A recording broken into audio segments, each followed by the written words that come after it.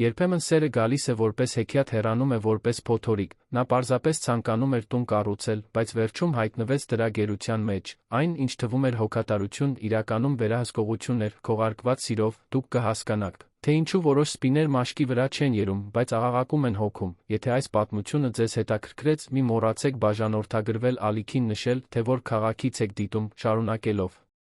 Կլարայի տունը միշտ եղել է նրա ապաստանը աշխարհի աչքերից, պարզ տուն Երանի կենտրոն թաղամասում, պատուհաններով, որոնք նայում էին ծառապատ լուռ փողոցի վրա, որտեղ թռչունների երգը դեռ կարող էր մրցել քաղաքի հեռավոր աղմուկի հետ։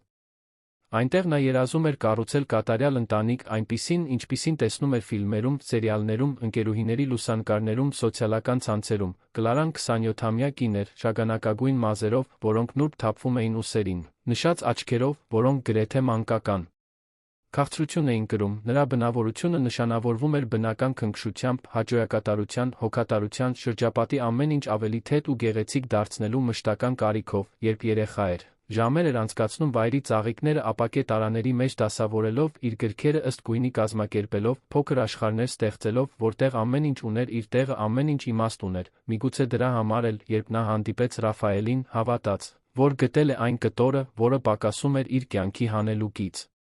Ռաֆայելը 4 տարով մեծ էր, անթերի արտաքինով տղամարդ, միշտ լավ հագնված, ժպիտով, որը կգրավեր ցանկացած սենյակ, նա աշխատում էր ֆինանսական խորհրդատվական ընկերությունում, զբաղեցնում էր միջին մենեջերի պաշտոն, հավակնոտ ծրագրեր ուներ ապագայի համար։ Բոլորի աչքերում, ներառյալ Կլարայի, նա իդեալական տղամարդ էր, պատասխանատու, կենտրոնացած, պաշտպանող, հարաբերությունների առաջին ամիսներին նա Կլարային ծաղիկներ էր նվիրում, տանում էր ռոմանտիկ ընթրիքների Երանի Կոմիտասի պողոտայի հարակից փողոցներում գտնվող զուսպ ռեստորաններում, ուշադիր լսում էր նրա պատմությունները, Կլարան իրեն գնահատված, սիրված, ապահով էր զգում, նրա ծնողները, հատկապես հայրը, Ալբերտը, միջին տարիքի տղամարդ, ով աշխատում էր որպես սառնարանների տեխնիկ, իրենց վերապահումներն ունեին։ Ալբերտը միշտ եղել է քիչ խոսող, բայց ուշադիր հայացքով մարդ, ինչ-որ բան Ռաֆայելի խոսելու ձում, ժպտալու ձում, այն, թե ինչպես էր նա միշտ կարծես գնահատում յուրաքանչյուր իրավիճակ, անհանգստացնում էր նրան, բայց Կլարան, սիրահարված իր ընտրության մեջ վստահ, հոր վախերին ականջ չդրեց, ամուսնությունը տեղի ունեցավ փոքր արարողությամբ, քաղաքի Շենկավիթ թաղամասի պարզ մատուռում, Կլարան հագած էր սպիտակ ժանյակավոր զգեստ, որն ընտրված էր ամիսներ առաջ, կրում էր սպիտակ շուշանների փունջ։ Ռաֆայելը անթերի էր իր մոխրագույն կոստյումով, խնջույքը զուսպ էր, միայն մտերիմ հարազատներ մի քանի ընկերներ, երբ նրանք մատանիներ փոխանակեցին, Կլարան զգաց, որ մտնում է կյանքի նոր փուլ, մի փուլ, որտեղ ամեն ինչ կլինի կայուն, հարմարավետ, երջանիկ։ Նա դժվարությամբ էր պատկերացնում, որ այդ օրը նշանավորում էր ոչ թե երազած երջանկության սկիզբը, այլ մի ճանապարհորդության սկիզբը, որը նրան կտաներ իր սեփական հոգու մութ վայրերը, ամուսնության առաջին ամիսները հանգիստ էին, կամ գոնե դա էր Կլարան փորձում հավատալ։ Ռաֆայելը սկսեց ավելի շատ ներգրավվել տան որոշումներում, սկզբում Կլարան դա համարում էր գործընկերության նշան, նա ստանձնեց ֆինանսների վերահսկողությունը, ասելով, որ ավելի լավ է հասկանում ներդրումներից, ցանկանում է Կլարային ազատել անհանգստություններից։ Նա համաձայնեց, թեթացած, որ ստիպված չէ զբաղվել աղյուսակներով ու հաշիվներով, նա սկսեց կարծիք հայտնել նրա հագուստի մասին, առաջարկելով, որ որոշ բլուզներ շատ բաց էին, որ որոշ զգեստներ անտեղի ուշադրություն էին գրավում, Կլարան, միշտ ձգտելով ներդաշնակության, հարմարեցնում էր իր զգեստապահարանը, վառ գույնի կտորները փոխարինելով ավելի չեզոք երանգներով, բացվածքները, բարձր օձիքներով, երբ ընկերուհիները մեկնաբանում էին փոփոխությունները, նա ժպտում էր ասում, որ հասունանում է գտնելով իր ոճը, դա Բեատրիսի, իր մանկության լավագույն ընկերուհու այցի ժամանակ էր, որ Կլարան սկսեց զգալ առաջին սրտի կծկումը, Բեատրիսը եկել էր կեսօրին, բերելով բրիգադեյրոներ, որոնք հատուկ Կլարայի համար էր պատրաստել, նրանք խոսում էին հյուրասենյակում, ծիծաղելով հին հիշողությունների վրա։ Երբ Ռաֆայելն ավելի շուտ եկավ աշխատանքից, նա քաղաքավարիորեն ողջունեց Բեատրիսին, բայց նրա հայացքը սառն էր, երբ ընկերուհին գնաց, Ռաֆայելը պատահական, բայց կտրուկ տոնով մեկնաբանեց, որ Բեատրիսը շատ բարձր էր խոսում, որ նրա պատմությունները անիմաստ էին, որ Կլարան պետք է ավելի լավ ընտրեր իր շրջապատը, Կլարան շփոթված էր, Բեատրիսը նրա ընկերուհին էր ավելի քան 10 տարի, ինչպես կարող էր նա այդպես դատել նրան, բայց նրան դիմակայելու փոխարեն, Կլարան պարզապես գլխով արեց, խոստանալով ավելի ընտրողական լինել։ Հաջորդ շաբաթներին Բեատրիսի այցերն ավելի հազվադեպ դարձան, ոչ թե այն պատճառով, որ Բեատրիսը չէր ցանկանում գալ, այլ այն պատճառով, որ Կլարան սկսեց արդարացումներ հորինել, հանդիպումները հետաձգել, հաղորդագրությունները անպատասխան թողնել։ Ավելի հեշտ էր խուսափել տանը կոնֆլիկտներից, քան պաշտպանել իր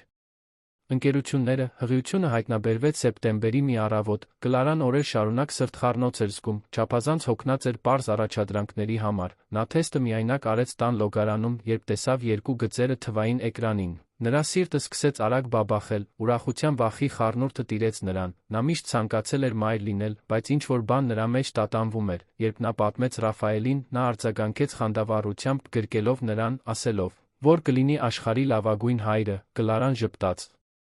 թույլ տալով իրեն հավատալ, որ այդ երեխան կվերադարձնի այն թեթությունը, որը նա կարոտում էր, բայց հղիությունը նա վերահսկողության նոր ձեռ բերեց։ Ռաֆայելը սկսեց վերահսկել այն ամենը, ինչ նա ուտում էր, քննադատելով, երբ նա քաղցրավենիք էր ընտրում, գովաբանելով, երբ նա խստորեն հետում էր սննդային ուղեցույցներին, որոնք նա ինքն էր որոնում ինտերնետում։ Նա ուղեկցում էր բոլոր բժշկական այցելություններին, միշտ նստած նրա կողքին, միշտ պատասխանելով հարցերին, որոնք բժիշկներն ուղղակիորեն Կլարային էին տալիս։ Նա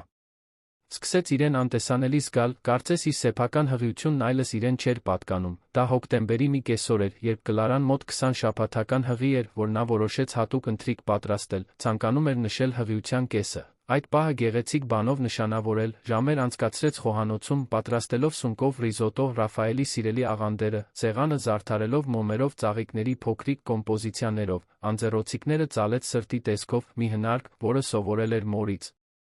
Երբ Ռաֆայելը տուն եկավ, նա սպասում էր նրան ամաչկոտ ժպիտով, անհանգիստ նրա արձագանքի համար։ Նա նայեց սեղանին, կնճռեց հոնքերը, հարցրեց այդքան զարդարանքի պատճառը։ Կլարան բացատրեց նուրբ ձայնով, որ ցանկանում էր տոնել։ Ռաֆայելը ծիծաղեց, բայց դա ուրախության ծիծաղ չէր, դա արամարանքի ծիծաղ էր, ասաց, որ դա անիմաստ է, անհասուն, որ նա պետք է կենտրոնանար ավելի կարևոր բաների վրա, ինչպիսիք են երեխայի սենյակը պատրաստելը կամ մայրության մասին սովորելը։ Կլարան զգաց, թե ինչպես են արցունքները այրում իր աչքերը, բայց զսպեց դրանք։ Նա հավաքեց ծալված անձեռոցիկները, դրանք դրեց սեղանի դարակը, լուռ մատուցեց ընթրիքը։ Ռաֆայելը կերավ, գովաբանելով ուտելիքը։ Կարծես ոչինչ չէր պատահել, բայց Կլարան գիտեր, որ այդ գիշեր ինչ-որ բան կոտրվել էր իր ներսում։ Հաջորդ շաբաթները նշանավորվեցին ծանր լռությամբ։ Կլարան սկսեց չափել յուրաքանչյուր բառ, յուրաքանչյուր ժեստ։ Նա սովորեց կարդալ Ռաֆայելի տրամադրությունը, ըստ նրա տուն մտնելու ձի, ըստ առաջին բառի տոնի, որը նա արտասանում էր։ Երբ նա ժպտերես էր գալիս, նա մի փոքր հանգստանում էր։ Երբ լուրջ էր գալիս, նա կծկվում էր, դառնալով գրեթե անտեսանելի։ Նրա հեռախոսը սկսեց հաճախ անհետանալ։ Ռաֆայելն ասում էր, որ դա շեղումներից խուսափելու համար է, որ նա պետք է հանգստանա։ Երբ հարցնում էր հոր հաղորդագրությունների մասին, Ռաֆայելը պատասխանում էր, որ Ալբերտը լավ է, որ զանգել էր, երբ նա քնած էր, որ շտապ ոչինչ չկար։ Կլարան ընդունում էր բացատրությունները, բայց ինչ-որ բան նրա ներսում աղաղակում էր, որ դա ճիշտ չէ։ Նա կարոտում էր հոր հետ զրույցները, նրա պատմած անիմաստ կատակները, այն անշնորհ ձև, որով նա փորձում էր հասկանալ տեխնոլոգիան, բայց ամեն անգամ, երբ մտածում էր Ռաֆայելին դիմակայելու մասին, վախը կաթվածահար էր անում նրան։ Վեճի վախ, չափազանցված լինելու վախ, խելագարվելու վախ։ Ալբերտն էր, ով առաջինը նկատեց, որ ինչ-որ բան այն չէ։ Նա գրեթե ամեն օր փորձում էր զանգել Կլարային, բայց հազվադեպ էր կարողանում խոսել նրա հետ։ Երբ կարողանում էր, զրույցները կարճ էին, մակերեսային։ Կլարան ասում էր, որ ամեն ինչ լավ է, որ պարզապես հոգնած է հղիությունից, բայց Ալբերտը ճանաչում էր իր դստերը, ճանաչում էր նրա ձայնի տոնը, երբ նա ստում էր։ Նա փորձեց խոսել կնոջ Մարիանայի Կլարայի մոր հետ, ով մահացել էր տարիներ առաջ սրտի բարդություններից։ Այդ ժամանակից ի վեր Ալբերտը Կլարան էլ ավելի ամուր կապ ունեին, նրանք ամեն ինչ էին միմյանց համար։ Դստեր բացակայությունը նրա կրծքի մեջ անցք էր։ Նա փորձեց անակնկալ այցելություններ կատարել, բայց Ռաֆայելը միշտ պատասխանում էր դռանը ասելով, որ Կլարան հանգստանում է, որ բժիշկը քիչ սթրես էր խորհուրդ տվել, որ ավելի լավ կլիներ նախապես պայմանավորվել։ Ալբերտը գնում էր շփոթված, անհանգիստ, բայց չգիտեր, թե կոնկրետ ինչ անել։ Նա չէր ցանկանում լինել խառնակ խնամին, բայց նա չէր կարող անտեսել այն զգացումը, որ իր դուստրն անհետանում էր։ Կլարան ծննդաբերեց հունվարի մի ցուրտ գիշեր։ Ծննդաբերությունը դժվար էր, երկարատլի բարդություններով։ Նա բռնեց Ռաֆայելի ձեռքը կծկումների ժամանակ, փնտրելով մխիթարություն, բայց նա ավելի շատ անհանգստացած էր ամեն ինչ նկարահանելով, ծնունդը փաստագրելով, աշխատակիցներին ցույց տալու համար։ Երբ վերջապես երեխան ծնվեց, մեծ աչքերով ուժեղ լացող տղա, Կլարան սիրո այնպիսի ալիք զգաց, որ մի քանի վայրկյանով մոռացավ ամբողջ ցավը։ Նա նրան բռնեց իր գրկում, դիտեց փոքրիկ դեմքի յուրաքանչյուր մանրուք, փոքրիկ մատների յուրաքանչյուր շարժում։ Ռաֆայելը խնդրեց բռնել նրան, լուսանկարներ արեց, բայց շուտով երեխային վերադարձրեց Կլարայի գիրկը, ասելով, որ պետք է մի քանի կարճ զանգ կատարի։ Նա մենակ մնաց հիվանդանոցի սենյակում, իր որդին գրկում, Իրեն լիովին կորած զգալով, նա այդ պահի մասին երկար էր երազել, բայց հիմա, երբ այն եկել էր, նա իրեն դատարկ, վախեցած, հոգնած էր զգում, երեխայի հետ առաջին ամիսները զգացմունքների ամերիկյան բլուրներ էին, Կլարան գրեթե չէր քնում, փոքրիկը արթնանում էր յուրաքանչյուր 2 ժամը մեկ լացելով, գիրք խնդրելով, նա փորձում էր հանգստացնել նրան, նուրբ օրորելով, օրորոցային երգեր երգելով, որոնք մայրը սովորաբար երգում էր իրեն, Ռաֆայելը բողոքում էր աղմուկից, ասելով, որ պետք է քնի։ Քանի որ հաջորդ օրը կարևոր հանդիպումներ ուներ, Կլարան սկսեց քնել երեխայի սենյակում, անհարմար բազկաթոռի վրա, որպեսզի չանհանգստացնի ամուսնուն, նրա մարմինը ցավում էր, նրա միտքը հոգնած էր, բայց նա շարունակում էր ժպտալ, շարունակում էր փորձել լինել կատարյալ մայրը, կատարյալ կինը, նա դեռ հղի էր իր երկրորդ հղիության 22-րդ շաբաթում, այդքան շուտ մեկ այլ երեխա սպասելու մասին իմանալը ցնցում էր, նա դժվարությամբ էր ապաքինվել առաջին ծննդաբերությունից, հիմա նրա մարմինը կրկին փոխվում էր, ընդլայնվում, պատրաստվում մեկ այլ կյանքի։ Ռաֆայելը գոհ էր լուրից, ասելով, որ ցանկանում է մեծ ընտանիք, որ երեխաները բարգավաճման նշան են, Կլարան պարզապես գլխով արեց, զսպելով արցունքները, որոնք սպառնում էին թափվել, դա մարտի մի սովորական շաբաթ օր էր, երբ ամեն ինչ սկսեց փլուզվել։ Օրը մռայլ էր, այդպիսի մոխրագույն երկնքով, որը կարծես ուսերի վրա էր ծանրացած, Կլարան հյուրասենյակում էր, փորձելով հանգստացնել անդադար լացող երեխային, նա ինքն էլ արցունքների շեմին էր, հոգնած, մեջքի ցավերով, հղիության առաջացած փուլի պատճառով։ Ռաֆայելն առավոտյան դուրս էր եկել, ասելով, որ գործեր ունի, կեսօրին վերադարձել էր սարսափելի տրամադրությամբ, նա մտավ տուն առանց ողջունելու, ուղիղ գնաց ննջասենյակ, դուռը շրխկացրեց, Կլարան մնաց հյուրասենյակում, որդին գրկին, նուրբ օրորելով նրան, փորձելով գուշակել, թե ինչն էր զայրացրել ամուսնուն, նա սովորել էր դա անել, փորձել կանխատեսել Ռաֆայելի զգացմունքային փոթորիկները, պատրաստվել դրանց, բայց այս անգամ ինչ-որ բան այլ էր, նա կարող էր զգալ օդում, էլեկտրական լարվածություն, որը ստիպում էր նրան փախչել, թաքնվել, անհետանալ։ Երբ Ռաֆայելը վերադարձավ հյուրասենյակ, նրա աչքերն այլ էին, դրանցում կար մի սառնություն, որը Կլարան երբեք չէր տեսել, նա նայեց երեխային, Կլարային պահանջեց, որ նա երեխային իրեն տա, Կլարան տատանվեց, ինչ-որ բան նրա ներսում, պաշտպանության բնազդային զգացում։ Աղաղակում էր, որ նա դա չանի, նա որդուն ավելի ամուր սեղմեց կրծքին դողացող ձայնով ասաց, որ երեխան իր մոտ լավ է, Ռաֆայելը մեկ քայլ առաջ արեց, նրա ձայնը ցածր էր, վերահսկվող, բայց լի էր քողարկված սպառնալիքով, նա ասաց, որ հայրն է, որ իրավունք ունի բռնել իր սեփական որդուն, Կլարան հետ քաշվեց, նրա մեջքը դիպավ պատին, նա զգում էր, թե ինչպես է սիրտը թրջում, երեխան էլ ավելի բարձր էր լացում, կարծես զգում էր մոր վախը, եւ հետո, արագ դաժան շարժումով, Ռաֆայելը հարվածեց նրա ոտքին։ Ցավն ակնթարթային էր, սուր։ Կարծես 1000 ասեղներ անցել էին նրա մարմնով, Կլարան ընկավ, բայց նույնիսկ ընկնելիս նա պաշտպանեց երեխային, մարմինը շրջելով, հարվածը կլանելու համար, թերն օգտագործելով երեխայի շուրջ վահան ստեղծելու համար, նա բախվեց հատակին խուլ ձայնով, ճիճը խեղդված կոկորդում, ոտքն անսովոր անկյան տակ էր, ցավը տարածվում էր ամբողջ մարմնով, երեխան շարունակում էր լացել, բայց ապահով էր, անվնաս, Կլարան նայեց Ռաֆայելին, սպասելով տեսնել զղջում, ցնցում, մարդկայնության որե նշան, բայց այն ամենը, ինչ նա տեսավ, սառնություն էր։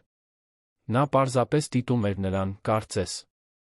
վերլուծում էր իրավիճակը, հաշվարկելով հաջորդ քայլերը, հատակին, Կլարայի կողքին մի փոքրիկ երաժշտական խաղալիք էր, որը նա գնել էր շաբաթներ առաջ, դա կապույտ թավշյա նապաստակ էր, ներսում երաժշտական արկղիկով, որը նուրբ մեղեդի էր նվագում, երեխային հանգստացնելու համար, բայց այն, ինչ Կլարան չգիտեր, այն էր, որ այդ խաղալիքը լրացուցիչ գործառույթ ուներ, մի գործառույթ, որը նա երբեք չէր ուսումնասիրել, այն կարող էր ձայնագրել ձայներ, կարճ աուդիոկլիպեր, որոնք կարող էին հետո վերարտադրվել, եւ այդ պահին, առանց որը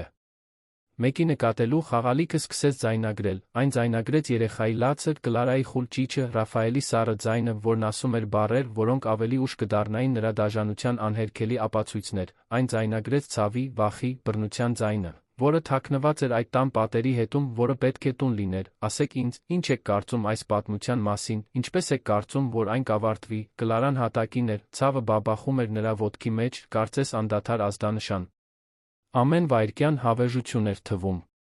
Երեխան շարունակում էր լացել նրա գրկում, բայց նա ոչինչ չէր կարող անել, բացի նրան ամուր պահելուց, պաշտպանելով իր մարմնով, նրա միտքը շփոթված էր, փորձելով մարսել այն, ինչ հենց նոր էր պատահել, Ռաֆայելը դեռ այնտեղ էր կանգնած, նայում էր նրան այդ դատարկ արտահայտությամբ, որն ավելի շատ էր վախեցնում նրան, քան ցանկացած ճիչ, նա փորձեց խոսել, բայց բառերը դուրս չեկան, նրա կոկորդը չորացել էր, փակված վախից ու ցավից, նա մեկ քայլ էլ արեց դեպի նա, Կլարան բնազդաբար կծկվեց, երեխային էլ ավելի ամուր սեղմելով կրծքին։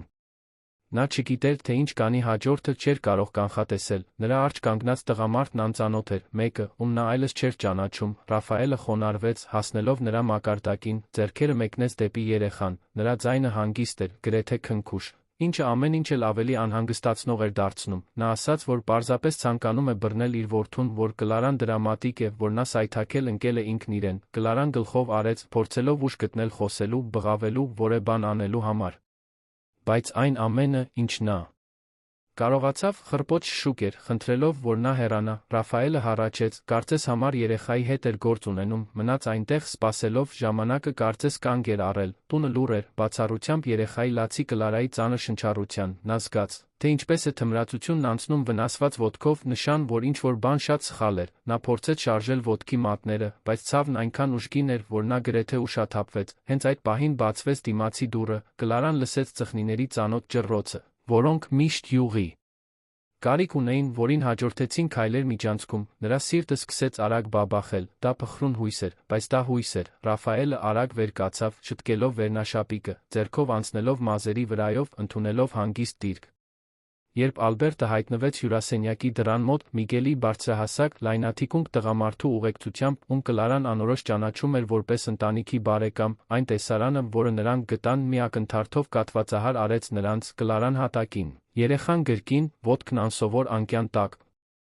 դեմքը թաց արցունքներից, Ռաֆայելը կողքին, փորձելով անհանգստության արտահայտություն պահպանել, Ալբերտն առաջինն արձագանքեց, նա 3 լայն քայլով անցավ սենյակը, ծնկի իջնելով դստեր կողքին, նրա ձեռքերը դողում էին, երբ նա դիպչում էր նրա դեմքին, հարցնելով, թե ինչ էր պատահել, արդյոք նա լավ էր, Կլարան փորձեց պատասխանել, բայց բառերը խառնվում էին հեկեկոցներին, այն ամենը, ինչ նա կարողացավ ասել, այն էր, որ ցավում էր, որ շատ էր ցավում, Միգելը, ով առաջին օգնության պատրաստություն ուներ բանակում անցկացրած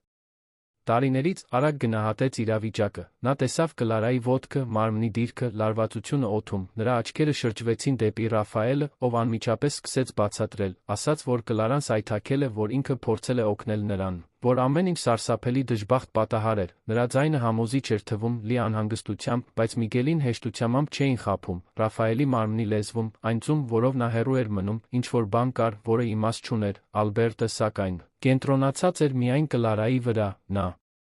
զգուշությամբ վերցրեց երեխային նրա գրկից, երեխային հանձնելով Ռաֆայելին, ով նրան ընդունեց ժպիտով, որը չէր հասնում աչքերին, այնուհետ Ալբերտը բռնեց դստեր ձեռքը, նուրբ սեղմելով այն, ասելով, որ ինքն այնտեղ է, որ նա լավ կլինի, Միգելը խնդրեց, որ ոչ ոք չշարժի Կլարային, քանի դեռ ինքը չի գնահատել վնասվածքների չափը, նա ծնկի իջավ, փորձառու ձեռքերով զննեց ոտքը, այն, ինչ տեսավ, հաստատեց նրա կասկածները, դա պարզ անկման արդյունք չէր թվում, դիրքը, վնասվածքի տեսակը, ամեն ինչ ուղղակի ուժեղ հարված էր ցույց տալիս։ Նա նայեց Կլարային, նրա աչքերը լուռ հարց էին տալիս, նա շեղեց հայացքը, անկարող դիմակայելու ճշմարտությանը, որը գրված էր նրա դեմքին, Միգելը որոշեց գործել, խնդրեց Ռաֆայելին մաքուր սրբիչներ սառույց բերել, Ռաֆայելը մի պահ տատանվեց, բայց հետո հնազանդվեց, դուրս գալով սենյակից, երեխան դեռ գրկում, հենց նա դուրս եկավ, Միգելը մոտեցավ Կլարային շշնջաց, հարցնելով, թե արդյոք նա ապահով է, արդյոք օգնության կարիք ունի, Կլարան նայեց նրան, նրա աչքերը լի արցունքներով, առաջին անգամ ամիսների ընթացքում թույլ տվեց իրեն անկեղծ լինել, նա գլխով արեց, գրեթե աննկատելի շարժումով, բայց որն ամեն ինչ ասում էր, Միգելը հայացքներ փոխանակեց Ալբերտի հետ, ով կարծես սկսում էր հասկանալ իրավիճակի լրջությունը, Ալբերտը զգաց, թե ինչպես է բարկությունն աճում իր ներսում, մի բարկություն, որը նա երբեք չէր իմացել, որ կարող է զգալ, բայց նա զսպեց իրեն, գիտեր, որ պետք է հանգիստ մնա, որ Կլարան իրեն ամբողջականի կարիքն ուներ, ոչ թե կտոր, երբ Ռաֆայելը վերադարձավ սրբիչներով, Միգելը ստանձնեց իրավիճակի վերահսկողությունը, ասաց, որ պետք է շտապ օգնություն կանչել, որ Կլարան շտապ բժշկական օգնության կարիք ունի, Ռաֆայելը փորձեց առարկել, ասելով, որ կարող են նրան մեքենայով տանել, որ ավելի արագ կլինի, բայց Միգելը հաստատակամ էր, ասաց, որ հնարավոր կոտրվածքով մարդուն տեղաշարժելը առանց համապատասխան սարքավորումների կարող է ամեն ինչ ավելի վատթարացնել, նա վերցրեց հեռախոսը, զանգահարեց շտապ օգնություն, հստակ ճշգրիտ զեկուցելով իրավիճակը, սպասելիս Միգելը շարունակում էր կայունացնել Կլարային, նրա հետ ցածր ձայնով խոսելով, նրան գիտակից կենտրոնացած պահելով, Ալբերտը մնաց դստեր կողքին, բռնելով նրա ձեռքը, նրա աչքերը սերված Ռաֆայելի վրա, ով կանգնած էր, երեխան բռնած, մի արտահայտությամբ, որը տատանվում էր անհանգստության զայրույթի մեջ, Ալբերտն էր, ով առաջինը նկատեց խաղալիքը հատակին։ Կապույտ նապաստակը այնտեղ էր, Կլարայի կողքին, մի փոքրիկ կարմիր լույսով, որը զուսպ թարթում էր, նա խոնարհվեց, վերցրեց խաղալիքը, ձննելով այն, Միգելը տեսավ, թե ինչ էր նա անում, ճանաչելով մոդելը, հիշեց ձայնագրման գործառույթը։ Նա վերցրեց խաղալիքը Ալբերտի ձեռքերից սեղմեց վերարտադրման կոճակը, այն, ինչ նրանք լսեցին հաջորդ վայրկյաններին, արյունը սառեցրեց, Ռաֆայելի ձայնը, սառը պահանջկոտ, խնդրում էր, որ Կլարան երեխային հանձնի, Կլարայի ձայնը, դողացող, մերժում էր, հարվածի ձայնը, որին հաջորդեց Կլարայի խուլ ճիչը երեխայի ուժեղացած լացը, եւ հետո կրկին Ռաֆայելի ձայնը, ոչ թե օգնություն առաջարկելով, ոչ թե զղջում ցուցաբերելով, այլ պարզապես դիտելով, հաջորդած լռությունն ականջակալ էր, Ալբերտը նայեց Ռաֆայելին, ցնցումի, զայրույթի զզվանքի խառնուրդով արտահայտությամբ, Միգելը շարունակում էր ձայնագրությունը նվագել, համոզվելով, որ յուրաքանչյուր բառ, յուրաքանչյուր ձայն գրանցվի նրանց հիշողություններում, Ռաֆայելը գունատվեց, նա բերանը բացեց խոսելու համար, բայց ոչ մի բառ դուրս չեկավ, նա փորձեց ծիծաղել, կարծես դա ինչ-որ թյուրիմացություն էր, բայց ծիծաղը մեռավ նրա կոկորդում, նա սկսեց անկապ բացատրություններ մռմռալ, ասելով, որ Կլարան զգացմունքորեն անկայուն է, որ հղիությունը նրան շփոթեցնում է, որ նա ամեն ինչ չափազանցնում է։ Բայց Ալբերտը այլևս չէր լսում, նա վեր կացավ, մոտեցավ Ռաֆայելին։ Ցածր, բայց անսասան հաստատակամությամբ ձայնով հրամայեց, որ նա հեռու մնա Կլարայից երեխայից, Ռաֆայելը փորձեց հանգիստ մնալ, ասաց, որ ամուսինն է, որ իրավունքներ ունի, որ դա իր տունն է, բայց Միգելը միջամտեց, կանգնելով Ռաֆայելի Ալբերտի միջ։ Նրա ներկայությունը տպավորիչ էր, նրա ձայնն ուներ այնպիսի մեկի տոն, ով սովոր էր ճգնաժամային իրավիճակների հետ գործ ունենալ, նա Ռաֆայելին ասաց, որ լավագույնն է համագործակցելը, որ ամեն ինչ շատ ավելի վատ կլինի, եթե նա ինչ-որ բան փորձի։ Ռաֆայելը շուրջը նայեց։ Հասկանալով, որ կորցրել է իրավիճակի վերահսկողությունը, նա երեխային հանձնեց Ալբերտին, ով նրան զգուշությամբ բռնեց, հեռանալով սենյակի մյուս կողմը, Ռաֆայելը մնաց այնտեղ, մենակ, իր ձեռքերը դատարկ, իր վերահսկվող մարդու դիմակը սկսում էր ճաքել։ Շտապօգնությունը ժամանեց 15 րոպե անց, ուղեկցված ոստիկանական մեքենայով, որը Միգելը զուսպ կերպով խնդրել էր զանգի ժամանակ, բուժաշխատողներն արագ մտան, գնահատեցին Կլարային, սկսեցին նրան պատրաստել տեղափոխման համար, նա շոկի մեջ էր, մաշկը գունատ, աչքերը ապակենման։ Բուժաշխատողներից մեկը հարցրեց, թե ինչ էր պատահել, Միգելն էր, ով պատասխանեց, օբյեկտիվորեն բացատրելով իրավիճակը, նա նշեց ձայնագրությունը, ցույց տվեց խաղալիքը ոստիկաններին, ովքեր մտել էին բուժաշխատողների հետից, ոստիկանները լսեցին ձայնագրությունը, գրառումներ արեցին, նշանակալի հայացքներ փոխանակեցին, նրանցից մեկը մոտեցավ Ռաֆայելին, խնդրեց, որ նա իրենց հետ գնա, պարզաբանումներ տալու համար, Ռաֆայելը փորձեց առարկել, բայց ոստիկանը հստակ էր, ասաց, որ դա պարզապես նախնական զրույց է, բայց նա պետք է համագործակցի, մինչ Կլարային դնում էին պատգարակի վրա, տանում շտապօգնության մեքենա, նա հետ նայեց, տեսնելով Ռաֆայելին, ում տանում էին ոստիկանական մեքենա, նրա մի մասը վախ էր զգում, վախ այն բանից, թե ինչ կլինի հետո, վախ հետանքներից։ Բայց մյուս մասը, փոքր, բայց աճող մասը, այլ բան էր զգում, դա թեթացման հաստատման խառնուրդ էր, ինչ-որ մեկը վկա էր եղել, ինչ-որ մեկը լսել էր, նա խելագարված չէր, նա ամեն ինչ չէր պատկերացրել, ցավն իրական էր, վախն իրական էր, հիմա, վերջապես, ուրիշ մարդիկ գիտեին դա։ Ալբերտը նրա հետ մտավ շտապօգնության մեքենա, դեռ երեխան գրկում, նա բռնեց Կլարայի ձեռքը մինչ հիվանդանոց ճանապարհին, շշնջալով մխիթարական խոսքեր, խոստանալով, որ ամեն ինչ լավ կլինի, որ նա այլևս երբեք թույլ չի տա, որ նման բան պատահի։ Հիվանդանոցում Կլարային անմիջապես տարան շտապ օգնության սենյակ, բժիշկները զննեցին նրա ոտքը, ռենտգեն նկարներ արեցին, գնահատեցին հղիությունը, հրաշքով նրա կրած երեխան լավ էր, պաշտպանված ամնիոտիկ հեղուկով այն ծով, թե ինչպես էր Կլարան ընկել։ Բայց նրա ոտքը լուրջ վնասված էր։ Կոտրվածքով, որը վիրահատություն կպահանջեր, մինչ բժիշկներն աշխատում էին, հայտնվեց սոցիալական աշխատող, նրա անունը Ջուլիանա էր, 40-ականների կին, կարճ մազերով, քնքուշ աչքերով, նա նստեց Կլարայի կողքին, սկսեց հարցեր տալ նուրբ, բայց պրոֆեսիոնալ ձայնով, հարցրեց, թե ինչ էր պատահել իր տնային կյանքի, Ռաֆայելի մասին, սկզբում Կլարան դիմադրեց, ամաչում էր, զգում էր, որ դավաճանում է ամուսնուն, որ բացահայտում է գաղտնիքներ, որոնք պետք է մնային տանը։ Բայց Ջուլիանան համբերատար էր, չճնշեց, պարզապես լսեց։ Եվ հետո դանդաղ Կլարան սկսեց խոսեց վերահսկողության, մեկուսացման, այն մեկնաբանությունների մասին, որոնք քայքայում էին նրա ինքնագնահատականը, խոսեց ընկերուհիների հետ կապի կորստի, անհետացող հեռախոսի, այն որոշումների մասին, որոնք նա այլևս չէր կարող կայացնել, խոսեց այն վախի մասին, որը նա ամեն օր զգում էր, այն մասին, թե ինչպես էր սովորել անտեսանելի դառնալ, կոնֆլիկտներից խուսափելու համար, եւ երբ հասավ այդ կեսօրվա դրվագին, հարվածին, ցավին, սարսափին, որը նա զգաց, Երբ մտածեց, որ Ռաֆայելը կարող է վնասել երեխային, նա կոտրվեց, նա լացեց այնպես, ինչպես ամիսներ շարունակ չէր լացել, բաց թողնելով մի ցավ, որը շալցված էր, որը թունավորում էր նրան ներսից, Ջուլիանան բռնեց նրա ձեռքը, թույլ տվեց նրան լացել, առաջարկեց թաշկինակներ աջակցող խոսքեր։ Երբ Կլարան վերջապես հանգստացավ, Ջուլիանան բացատրեց հաջորդ քայլերը, խոսեց պաշտպանական միջոցառումների, ապաստարանների, թերապիայի, իրավական միջոցների մասին։ Կլարան ամեն ինչ լսում էր, կարծես երազում լիներ, նրա միտքը դեռ փորձում էր մարսել այն, ինչ կատարվում էր։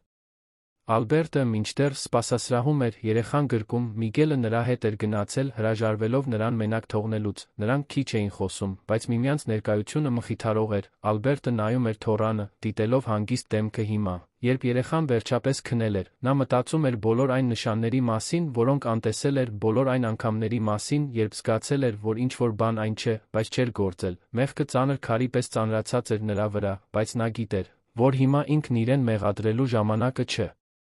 Ժամանակն էր գործել, ներկա լինել, ապահովել, որ Կլարան ստանա այն ամբողջ աջակցությունը, որի կարիքն ուներ։ Միգելը կողքին նստած նայում էր հեռախոսին, հետելով ոստիկանության թարմացումներին, Ռաֆայելին տարել էին ոստիկանական բաժին, ցուցմունք տալու համար, խաղալիքի ձայնագրությունը վերլուծվում էր որպես ապացույց, վկաներին կլսեին, գործընթացը նոր էր սկսվում, բայց Միգելը գիտեր, որ այդ ձայնագրությունը հզոր էր, անհերքելի, ոստիկանական բաժնում Ռաֆայելը նստած էր փոքր սենյակում, բաց կանաչ ներկված պատերով։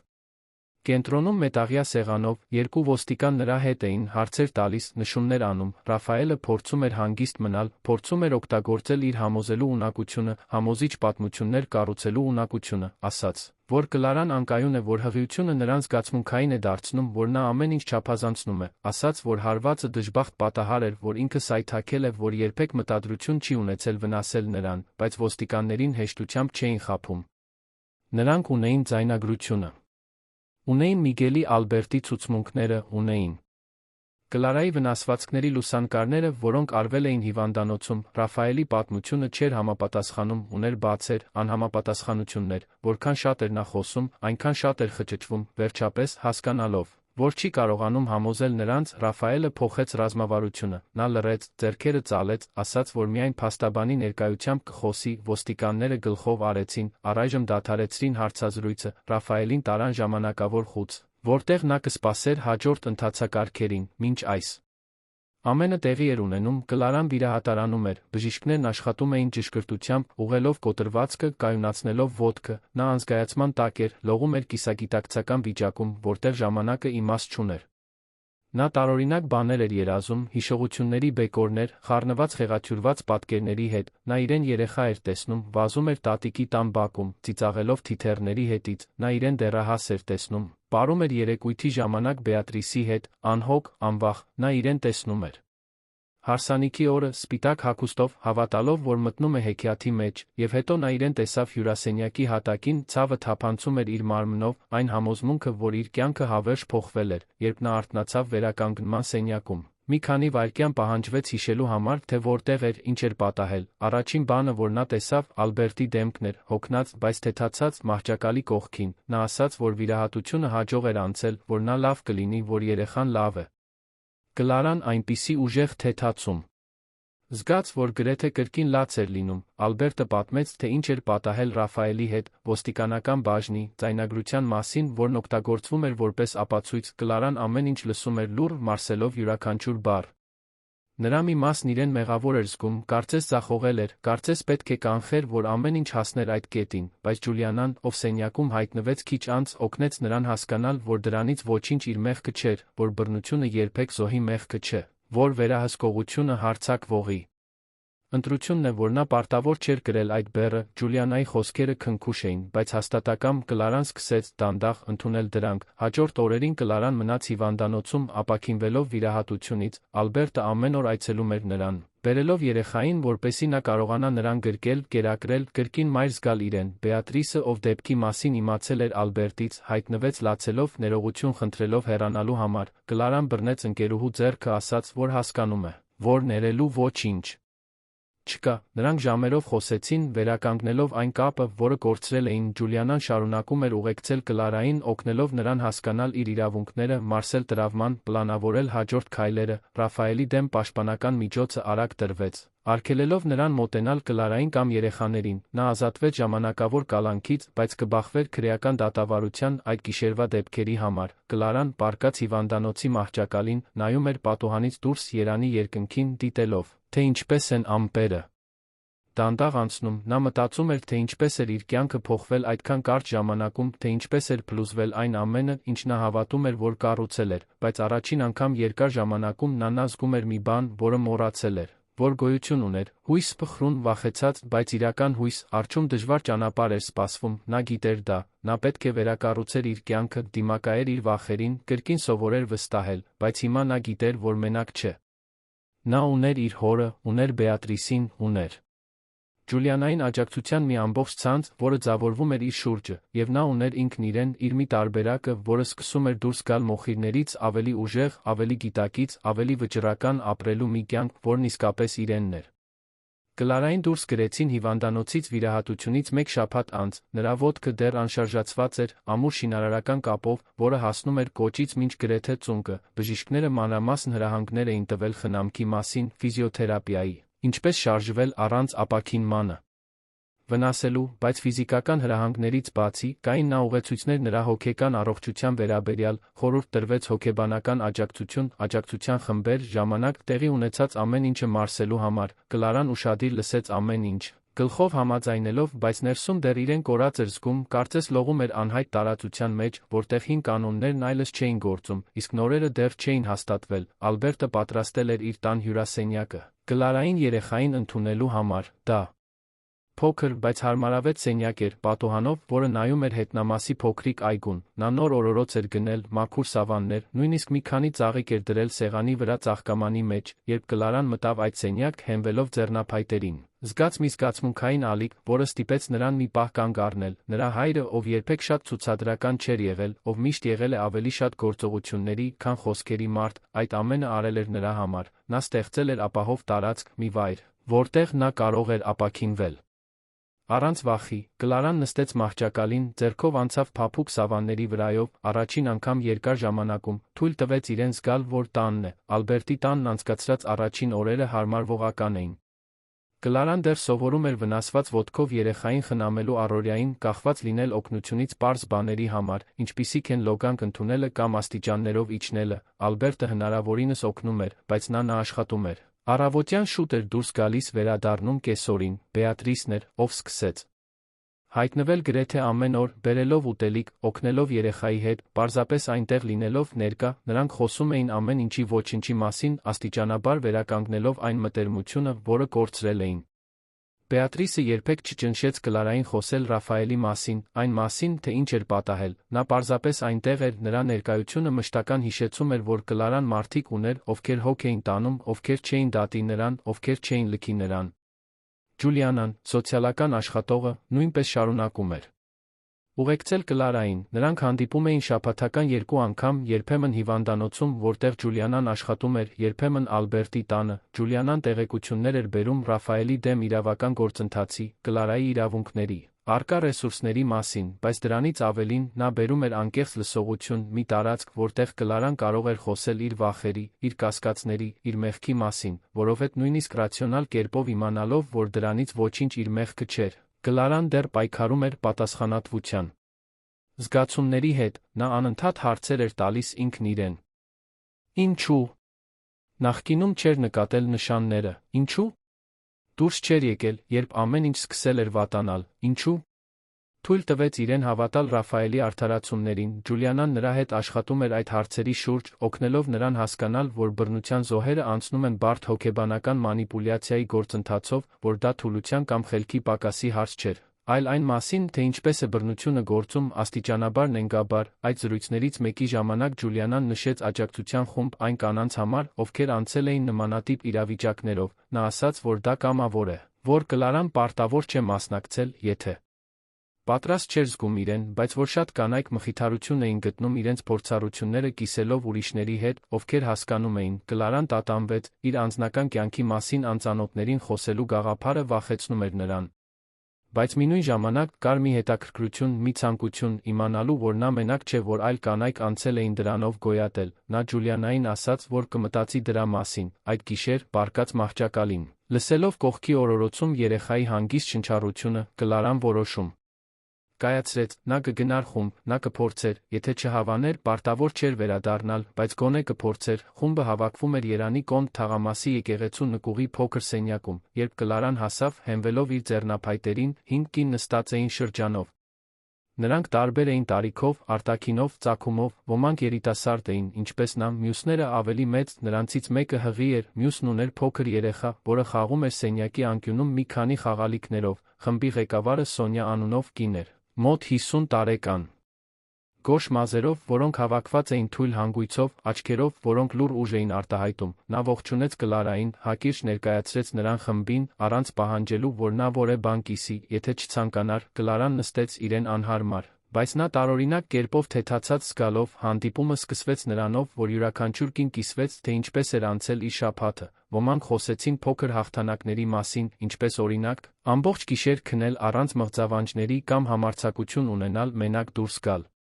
Մյուսները խոսեցին դժվարությունների մասին, ինչպես օրինակ բարդ իրավական գործընթացների հետ գործ ունենալը կամ ընտանիքի անդամների դատապարտումին դիմակայելը, ովքեր չէին հասկանում, թե ինչու նրանք ավելի շուտ չէին հեռացել, Կլարան ամեն ինչ լսում էր լուռ, ներծելով յուրաքանչյուր պատմություն, յուրաքանչյուր զգացմունք, երբ իր խոսելու հերթը հասավ, նա տատանվեց, Սոնյան ասաց, որ պարտավոր չէ, որ կարող է պարզապես լսել այդ օրը, բայց Կլարան աճող կարիք զգաց խոսելու, դուրս հանելու այն, ինչ պահված էր։ Նա դանդաղ սկսեց պատմելով Ռաֆայելի մասին, վերահսկողության, մեկուսացման մասին, պատմեց այն գիշերվա մասին, երբ ամեն ինչ փլուզվեց, ցավի, վախի մասին, եւ երբ ավարտեց, նկատեց, որ լացում էր, բայց դա ցավի լաց չէր, դա ազատագրման լաց էր։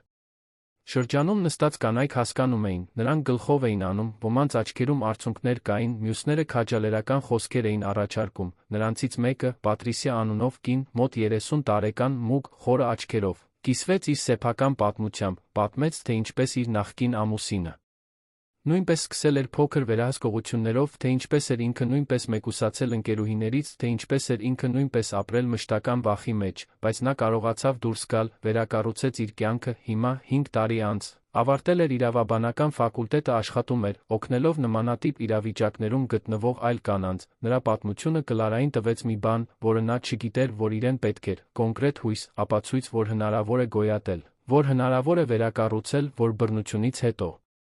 կյանք կա, հաջորդ ամիսներին Կլարան շարունակում էր կրոնականորեն հաճախել խումբ, նա դարձավ կանանց այդ փոքրիկ համայնքի մի մասը, ովքեր փոխադարձաբար աջակցում էին միմյանց, նա սկսեց անհատական թերապիա, տրավմայի մասնագետ հոգեբանի հետ, ում Ջուլիանան խորհուրդ տվեց, սեսիաները դժվար էին, երբեմն ցավոտ, բայց նա փոխակերպող, Կլարան սկսեց հասկանալ իր սեփական կյանքի այն օրինաչափությունները, որոնք նրան խոցելի էին դարձրել, ոչ թե այն պատճառով, որ նա մեղավոր էր, այլ այն պատճառով, որ այդ օրինաչափությունները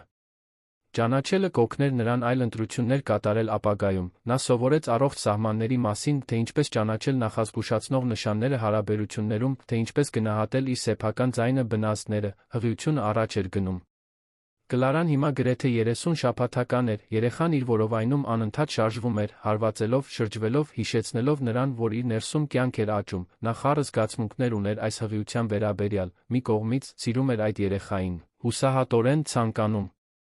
էր, որ նա առողջ ապահով ծնվի, մյուս կողմից նա մշտական կապ էր Ռաֆայելի հետ, իր կյանքի մի շրջանի մշտական հիշեցում, որը նա ցանկանում էր մոռանալ, նրա թերապևտը օգնեց նրան աշխատել այդ զգացմունքների հետ, հասկանալու, որ հնարավոր է սիրել երեխային մինույն ժամանակ դժգոհություն ունենալ նրա հղիության հանգամանքների վերաբերյալ, որ նա պարտավոր չէր ծածնել, թե ամեն ինչ լավ է, որ նա կարող էր զգալ բոլոր բարդ հակասական զգացմունքները, որոնք առաջանում էին իրավիճակից։ Ռաֆայելը, մինչդեռ, բախվում էր իր սեփական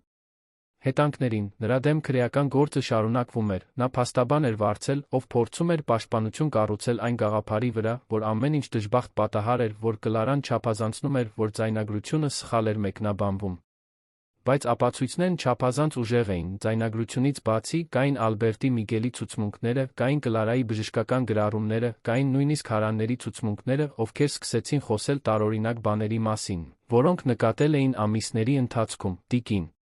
Կարմեն անունով մի հարանուհի, 70-ամյա կին, ով ապրում էր Հարան տանը, վկայեց, որ մի քանի անգամ լսել էր խուլ ճիչեր Ռաֆայելի Կլարայի տանից, որ տեսել էր Կլարային վախեցած արտահայտություններով, որ նկատել էր, թե ինչպես էր նա դադարել տնից դուրս գալ։ Մեկ այլ հարան խոսեց այն մասին, թե ինչպես էր Ռաֆայելը վերահսկում, թե ով էր մտնում դուրս գալիս, թե ինչպես էր նա միշտ կարծես հսկում։ Կլարային կանչեցին ցուցմունք տալու, Ռաֆայելին կրկին տեսնելու գաղափարը, նույնիսկ դատարանի նման վերահսկվող միջավայրում սարսափեցնում էր նրան, նա անքուն գիշերներ անցկացրեց դատալսումից առաջ, պատկերացնելով, թե ինչպես կլինի, ինչ կասեր նա, ինչպես կարձագանքեր ինքը։ Ջուլիանան նրա թերապտը նրան հնարավորինս լավ պատրաստեցին, բացատրելով, թե ինչ սպասել, ինչպես կենտրոնացած մնալ, ինչպես գործ ունենալ հնարավոր ահաբեկման մարտավարությունների հետ։ Դատալսման օրը Կլարան ժամանեց դատարան, ուղեկցված Ալբերտի, Բեատրիսի Ջուլիանայի կողմից, նրա ոտքը դեռ ապաքինվում էր, բայց հիմա նա միայն ձեռնափայտ էր օգտագործում հենվելու համար։ Նա 8 ամսական հղի էր, որովայնը ցցուն էր, շարժումներն ավելի դանդաղ։ Երբ նա մտավ դատական դահլիճ, տեսավ Ռաֆայելին նստած իր փաստաբանի կողքին, նրա սիրտը սկսեց արագ բաբախել։ Նա նայեց նրան, այդ հայացքում կար զայրույթի, հուսահատության ինչ-որ բան, որը կարծես ըխճում էր, բայց Կլարան աչքերը չշեղեց, նա հետ նայեց նրան, այդ պահին զգաց, թե ինչ-որ բան փոխվեց իր ներսում, նա այլևս չէր վախենում նրանից։ Նա այլևս իշխանություն չուներ նրա վրա։ Ցուցմունքը երկար էր, զգացմունքորեն հյուծիչ։ Կլարան բոլոր հարցերին պատասխանեց անկեղծորեն, նկարագրելով վերահսկողության ամիսները, մանիպուլյացիայի դրվագները, աստիճանական մեկուսացումը, վերջապես, այդ գիշերվա բռնությունը։ Ռաֆայելի փաստաբանը փորձեց արժեզրկել նրան, ենթադրելով, որ նա շփոթված էր հղիության պատճառով, որ նրա վրա ազդում էին ուրիշ մարդիկ, բայց Կլարան հաստատ մնաց, նրա ձայնը երբեմն դողում էր, նա ստիպված էր դադարներ անել հանգստանալու համար, բայց նա պատմեց իր ճշմարտությունը, երբ խաղալիքի ձայնագրությունը վերարտադրվեց սենյակում, Կլարան տեսավ, թե ինչպես է Ռաֆայելը փակում աչքերը, տեսավ, թե ինչպես է նրա փաստաբանը հառաչում։ Այդ ձայնագրությունն անհերքելի էր, այն ցույց էր տալիս, թե կոնկրետ ինչ էր պատահել, առանց այլընտրանքային մեկնաբանությունների տեղի։ Դատալսումից հետո Կլարան հյուծված, բայց թեթացած դուրս եկավ դատարանից, նա իր գործն արել էր, ճշմարտությունն ասել էր, հիմա մնում էր սպասել դատական որոշմանը։ Ալբերտը նրան տուն տարավ, նա օրվա մնացած մասը պառկած անցկացրեց, զգալով, թե ինչպես է երեխան շարժվում իր ներսում, մարսելով այն ամենը, ինչ ապրել էր այդ օրը։ Այդ գիշեր, առաջին անգամ երկար ժամանակում Կլարան խորը քնեց, նա մղձավանջներ չտեսավ, չարթնացավ գիշերվա կեսին խուճապի մեջ, նա քնեց ամբողջ գիշեր, վերականգնող քուն, որն իր մարմնին մտքին հուսահատորեն անհրաժեշտ էր։ Հաջորդող շաբաթները բերեցին ավելի կայուն առօրյա։ Կլարան շարունակում էր իր թերապիան, հաճախում էր աջակցության խումբ, ժամանակ էր անցկացնում ավագ որդու հետ, պատրաստվում էր երկրորդ երեխայի գալուն։ Ալբերտը տան մյուս սենյակը վերածել էր փոքրիկ մանկապարտեզի, պատերը ներկելով նուրբ դեղինով, հավաքելով նոր օրորոց, կազմակերպելով տակտիրներ, մանկական հագուստ։ Կլարան օգնում էր, ինչով կարող էր, ծալելով մանր հագուստներ, կազմակերպելով իրերը ըստ չափի։ Այդ պարզ առաջադրանքներում կար մի խաղաղություն, նորմալության զգացում, որը նա վաղուց չէր զգացել։ Բեատրիսը փոքրիկ մանկական երեկույթ էր կազմակերպել, միայն մի քանի մտերիմ ընկերուհիների հարազատների հետ, դա պարզ հանդիպում էր Ալբերտի տանը, տնական տորթերով, համեստ ձավորմամբ։ Կլարան շուրջը նայեց սենյակում, տեսնելով մարդկանց, ում սիրում էր, ովքեր աջակցում էին նրան, ովքեր հավատում էին նրան, երախտագիտություն զգաց, այդքան շատ բան կար, որի համար պետք է շնորհակալ լինել, չնայած ամեն ինչին։ Երեխան ծնվեց հուլիսի մի անձրոտ կեսօր։ Կլարան ծննդաբերություն սկսեց լուսադեմին, Ալբերտը նրան շտապ տարավ հիվանդանոց, ծննդաբերությունն արագ էր, առանց բարդությունների։ Երբ բժիշկը աղջկան դրեց Կլարայի գիրկը, նա նայեց այդ փոքրիկ դեմքին, այդ փակ աչքերին, այդ մանրիկ բերանին, այնպիսի ուժեղ սեր զգաց, որ նրան շունչը կտրվեց։ Նա վախեցել էր այս պահից, վախեցել էր, որ Ռաֆայելի հանդեպ իր զգացմունքները կաղտոտեն իր հարաբերությունները դստեր հետ, բայց երբ նա բռնեց այդ երեխային, այն ամենը, ինչ նա զգաց, մաքուր, անպայման սեր էր։ Այդ աղջիկն իրենն էր, ոչ թե Ռաֆայելի, դա նոր կյանք էր, ապագայի խոստում, այլ կերպ վարվելու հնարավորություն։ Կլարան համբուրեց դստեր ճակատը շշնջաց խոստումներ, խոստացավ պաշտպանել նրան, սիրել նրան, ստեղծել մի տուն, որտեղ նա իրեն ապահով գնահատված կզգար, խոստացավ լինել այն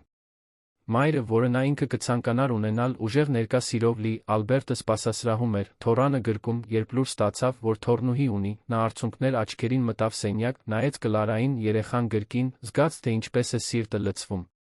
Իր դուստրը գոյատել էր, նա անցել էր դժոխքի միջով դուրս եկել մյուս կողմից, վիրավոր, բայց կենդանի, կոտրված, բայց վերակառուցվող։ Նա մոտեցավ, համբուրեց Կլարայի ճակատը, նայեց թոռնուհուն, շշնջաց, որ նա շատ կսիրվի, որ կունենա մի պապիկ։ ով ամեն ինչ կանի նրա համար։ Կլարան ժպտաց, հոգնած, բայց երջանիկ, մի պահ, ամեն ինչ կարծես լավ էր աշխարհում։ Կլարայի դստեր ծնվելուց հետո ամիսները նշանավորվեցին առօրյայով, որը տատանվում էր մարտահրավերների փոքր հաղթանակների միջ, երկու փոքր երեխաների խնամքը։ Դեռս ֆիզիկապես զգացմունքորեն ապաքինվելով այն ամենից հետո, ինչ նա անցել էր, հեշտ գործ չէր, կային գիշերներ, երբ Կլարան ուշ էր մնում արթուն, օրորելով անդադար լացող երեխային, մինչդեռ ավագ որդին քնած էր հարան սենյակում, կային պահեր, երբ հյուծվածությունն այնքան շատ էր, որ նա ցանկանում էր հանձնվել, ենթարկվել հոգնածությանը ցավին, բայց միշտ կար մի բան, որը նրան հետ էր քաշում, որը ստիպում էր նրան շարունակել, երբեմն դա որդու ժպիտն էր, երբ նա առավոտյան մտնում էր սենյակ, երբեմն դա այն ձներ, թե ինչպես էր դուստրը հանգստանում, երբ լսում էր նրա ձայնը, երբեմն դա պարզապես այն հիշողությունն էր, թե որքան հեռու էր նա հասել, այն ամենը, ինչ նա գոյատել էր, Ալբերտը շարունակում էր մնալ հիմնարար աջակցության սյուն։ Նա հարմարեցրել էր իր աշխատանքային ժամերը, որպեսզի ավելի շատ օգնի թոռների հետ, տղային տանելով զբոսանքների այգում, լողացնելով երեխային, մինչ Կլարան հանգստանում էր, նրա ժեստերում կար մի քնքշություն, որը Կլարան երբեք չէր տեսել նախկինում, կամ միգուցե երբեք ուշադրություն չէր դարձրել, նրա հայրը, ով միշտ եղել է զուսպ մարդ, ով հազվադեպ էր բացահայտ սեր ցուցաբերում, վերածվել էր նվիրված քնքուշ պապիկի, նա խոսում էր թոռների հետ, կարծես նրանք կարող էին հասկանալ յուրաքանչյուր բառ, հորինված պատմություններ էր պատմում անհավանական արկածների մասին, զվարճալի ձայներ էր հանում, որոնք ծիծաղ էին առաջացնում տղայից, Կլարան դիտում էր այդ տեսարանները խորին երախտագիտություն էր զգում, նա գիտեր, որ առանց հոր, առանց նրա անվերապահ աջակցության, նա չէր կարողանա հասնել այնտեղ, որտեղ հիմա էր։ Բեատրիսը նույնպես շարունակում էր ներկա լինել, մշտական ընկերուհի, ով հայտնվում էր առանց նախազգուշացման, բերելով ուտելիք, առաջարկելով օգնություն, պարզապես այնտեղ լինելով, նա Կլարան վերականգնեցին այն մտերմությունը, որը նրանք ունեին դեռահասության տարիներին, խոսելով ամեն ինչի մասին։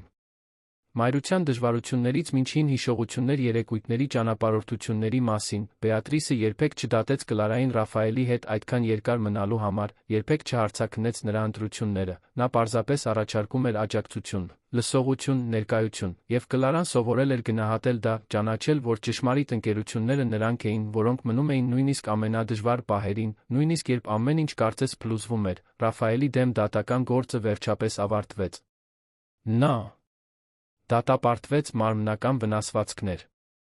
Ընտանեկան բռնություն կատարելու համար դատավճիռը ներառում էր ազատազրկում, ինչպես նա մշտական պաշտպանական միջոցներ, արգելելով նրան մոտենալ Կլարային երեխաներին, երբ Ջուլիանան բերեց լուրը, Կլարան զգաց թեթացման տխրության խառնուրդ, թեթացում, որովհետև վերջապես կար իրավական ճանաչում այն բանի, ինչ նա տուժել էր իր ցավի պաշտոնական հաստատում, տխրություն, որովհետև խորքում նրա մի մասը դեռ պահպանում էր անհեթեթ հույսը, որ Ռաֆայելը կարող էր փոխվել, որ նա կարող էր ճանաչել այն չարիքը, որը նա պատճառել էր։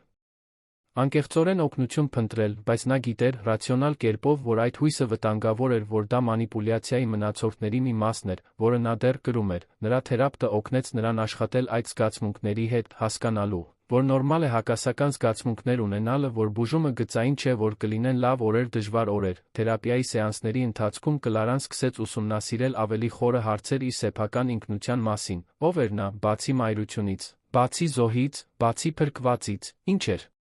նա սիրում անել, որոնք էին նրա երազանքները, նրա հետաքրքրությունները, նա որոշ տխրությամբ նկատեց, որ այնքան ժամանակ էր անցկացրել Ռաֆայելին հաճոյանալով, փորձելով հարմարվել նրան, ինչ նա էր ցանկանում, որ կորցրել էր այն տեսլականը, թե ով էր ինքն իրականում, նրա թերապևտը առաջարկեց, որ նա ուսումնասիրի այն գործողությունները, որոնք նրան հաճույք կպատճառեին, այն բաները, որոնք նա անում էր Ռաֆայելին հանդիպելուց առաջ, կամ նոր բաներ, որոնք նա միշտ ցանկացել էր փորձել։ Կլարան դանդաղ սկսեց, նա նորից սկսեց կարդալ մի բան, որը նա միշտ սիրել էր, բայց լքել էր վերջին տարիներին, նա գրքեր էր վերցնում թաղամասի գրադարանից, վեպեր, կենսագրություններ, պոեզիա, նա կարդում էր գիշերը երեխաներին քնեցնելուց հետո, կորչելով այլ աշխարհներում, այլ պատմություններում։ Նա սկսեց գրել, սկզբում դրանք պարզապես անկապ նշումներ էին հին տետրում, որը նա գտել էր դարակում, պատահական մտքեր, հիշողություններ, զգացմունքներ, բայց աստիճանաբար այդ նշումները ստացան, վերածվելով ավելի կառուցվածքային բանի։ Կլարան սկսեց գրել իր սեփական պատմությունը ոչ թե հրապարակելու կամ կիսելու համար, այլ մարսելու, իմաստ հաղորդելու քաոսին, որը եղել էր իր կյանքը վերջին տարիներին, գրելը դարձավ թերապևտիկ, ցավը արտաքինացնելու միջոց, Այն թղթին հանձնելու այդպիսով իր ներսում տարածություն ազատելու այլ բաների համար, ուրախության, հույսի, նոր երազանքների համար, մի օր աջակցության խմբի հանդիպումներից մեկի ժամանակ Սոնյան առաջարկեց, որ որոշ կանայք, ովքեր իրենց հարմարավետ էին զգում, հրապարակայնորեն կիսվեն իրենց պատմություններով, նա բացատրեց, որ կա մի ոչ կառավարական կազմակերպություն, որը զբաղվում է ընտանեկան բռնության մասին իրազեկվածության բարձրացմամբ, որը միջոցառում էր կազմակերպում, որտեղ փրկվածները կարող էին խոսել իրենց փորձառությունների մասին, գաղափարներ մարդկայնացնել հարցը, ցույց տալ, որ ընտանեկան բռնությունը կոնկրետ դեմք չունի, որ այն տեղի է ունենում բոլոր սոցիալական շերտերում, որ ցանկացած կին կարող է զոհ լինել, Կլարան սառնություն զգաց ստամոքսում, լսելով առաջարկը, այդպես բացահայտվելու, իր պատմությունն անծանոթներին պատմելու գաղափարը։ Խորապես վախեցնում էր նրան, բայց մինույն ժամանակ նրա ներսում կար մի ձայն, որն ավելի ու ավելի էր ուժեղանում, որն ասում էր, որ իր պատմությունը կարող է օգնել այլ կանանց, որ իր ցավը կարող է ավելի մեծ նպատակ ունենալ։ Նա շաբաթներ անցկացրեց դրա մասին մտածելով, խոսելով իր թերապևտի Ջուլիանայի Բեատրիսի հետ, բոլորը աջակցում էին նրան, ասելով, որ կանեն այն, ինչ նա կորոշի, որ ճնշում չկա, վերջապես Կլարան որոշում կայացրեց, նա կմասնակցեր, ոչ թե այն պատճառով, որ զգում էր, թե պարտավոր է, այլ այն պատճառով, որ ցանկանում էր, նա ցանկանում էր իր ցավը վերածել օգտակար բանի, ցանկանում էր, որ այլ կանայք իմանային, որ մենակ չեն, որ հնարավոր է դուրս գալ, որ բռնությունից հետո կյանք կա, նա սկսեց պատրաստել իր ելույթը, գրելով, վերագրելով, մարզվելով մենակ իր սենյակում, հետո Բեատրիսի հետ, հետո խմբի հետ, ամեն անգամ, երբ նա պատմում էր իր պատմությունը, մի փոքր ավելի հեշտ էր դառնում, բառերն ավելի բնական էին հոսում, զգացմունքն ավելի քիչ ճնշող էր։ Միջոցառումը տեղի ունեցավ Երանի Աջափնյակ թաղամասի համալսարանի դահլիճում։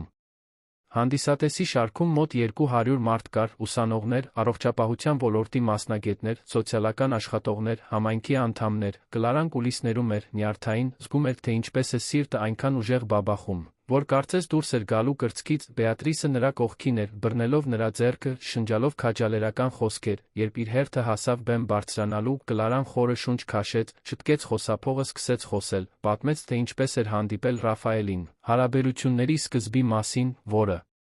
կատարյալ էր թվում, այն մասին, թե ինչպես էր վերահսկողությունը սկսվել նուրբ, գրեթե աննկատելի ձով, խոսեց մեկուսացման, սեփական ինքնության կորստի, այն վախի մասին, որը մշտական էր դարձել, եւ հետո, ձայնը կոտրվելով, բայց հաստատակամ, պատմեց այդ գիշերվա մասին, բռնության, այն ձայնագրության մասին, որը փրկեց նրա կյանքը, փրկության մասին, երբ ավարտեց, դահլիճում լռություն էր, Կլարան նայեց հանդիսատեսին, տեսավ արցունքներ շատ դեմքերի վրա, տեսավ կանանց, ովքեր գլխով էին անում, ճանաչման նշան, տեսավ տղամարդկանց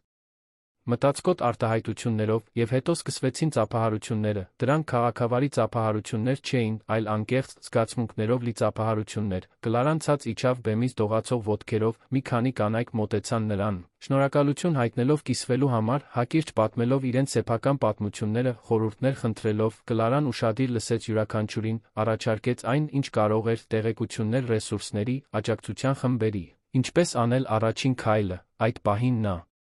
հասկացավ, որ իր ցավը փոխվել էր, այն չէր անհետացել, հավանաբար երբեք լիովին չէր անհետանա, բայց հիմա ուներ նպատակ, ավելի մեծ իմաստ, հաջորդող ամիսներին Կլարան սկսեց ավելի ակտիվորեն ներգրավվել ոչ կառավարական կազմակերպության հետ։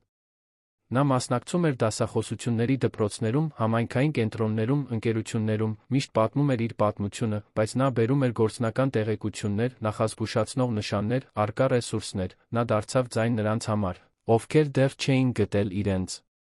սեփական ձայնը, կենդանի ապացույց, որ հնարավոր է գոյատել վերակառուցել, Պատրիսյան աջակցության խմբի կինը, ով նույնպես ակտիվիստ էր դարձել, դարձավ մտերիմ գործընկեր, միասին նրանք կազմակերպեցին սեմինարներ, ստեղծեցին կրթական նյութեր, աշխատեցին համայնքում ընտանեկան բռնության մասին զրույցը փոխելու համար, Կլարայի կյանքը լիովին փոխվել էր, նա այլևս չէր այն վախեցած կինը, ով ապրում էր ծայրահեղ զգուշությամբ, չափելով յուրաքանչյուր բառ, յուրաքանչյուր ժեստ, նա դարձել էր ուժեղ, գիտակից, լիազորված մեկը, սա չէր նշանակում, որ նա դժվար պահեր չուներ, դեռ կային օրեր, երբ տրավման նորից էր ի հայտ գալիս, երբ բարձր ձայնը նրան սարսափեցնում էր, երբ անսպասելի հիշողությունը նրան կաթվածահար էր անում, դեռ կային գիշերներ, երբ նա լացում էր, մարսելով ցավի շերտեր, որոնք կարծում էր, թե արդեն հաղթահարել էր, բայց հիմա նա ուներ գործիքներ այդ պահերի հետ գործ ունենալու համար, ուներ ամուր աջակցության ցանց, ուներ գիտելիքներ իր սեփական ուժի ճկունության մասին, նրա երեխաները մեծանում էին, տղան արդեն մի քանի բառ էր խոսում, վազվզում էր տան շուրջը փոքր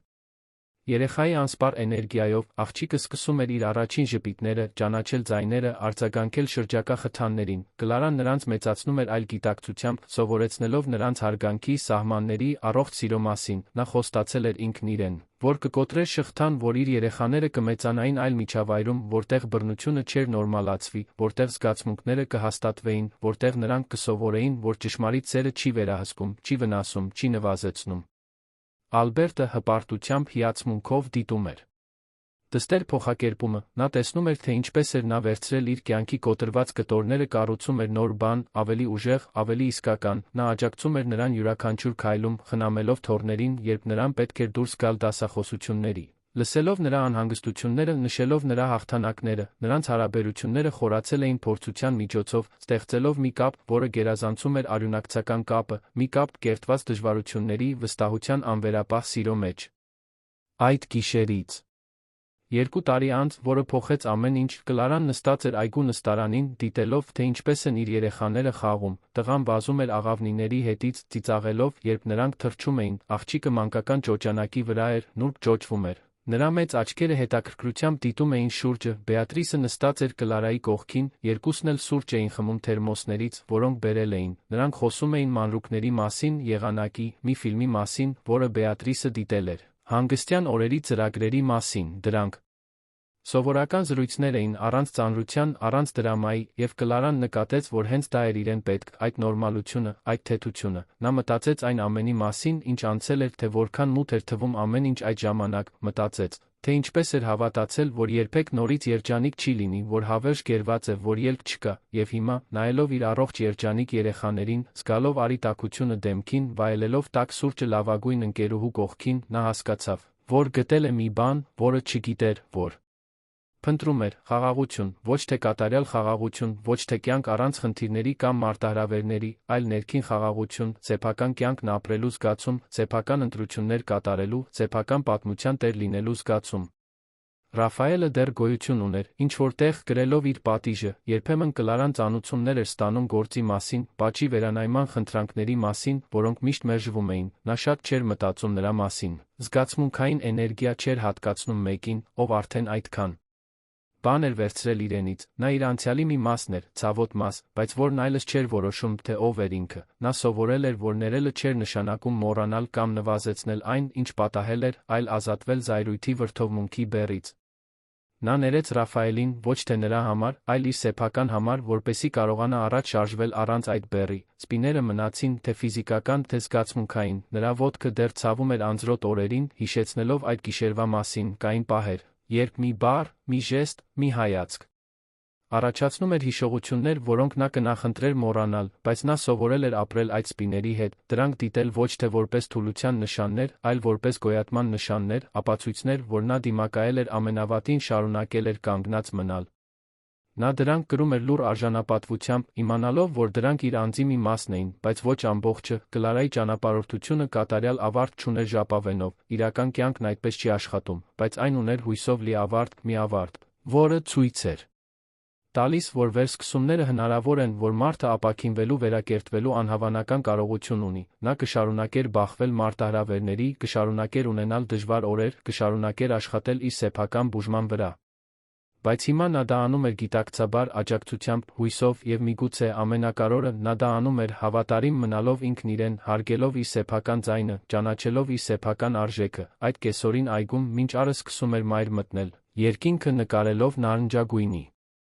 վարդագույնի երանգներով Կլարան կանչեց իր երեխաներին, ժամանակն էր տուն վերադառնալու, նրանք բողոքեցին, ցանկանում էին մի փոքր մնալ, բայց նա խոստացավ, որ մեկ այլ օր կվերադառնան, նա գրկեց աղջկան, բռնեց տղայի ձեռքը, հրաժեշտ տվեց Բեատրիսին, սկսեց քայլել դեպի Ալբերտի տուն, ճանապարհին տղան հարցրեց, թե արդյոք կարող են եգիպտացորենի փաթիլներ պատրաստել, երբ տուն հասնեն, Կլարան ժպտաց ասաց, որ այո, որ նրանք եգիպտացորենի փաթիլներ կպատրաստեն մուլտֆիլմ կդիտեն քնելուց առաջ, դրանք պարզ ծրագրեր էին։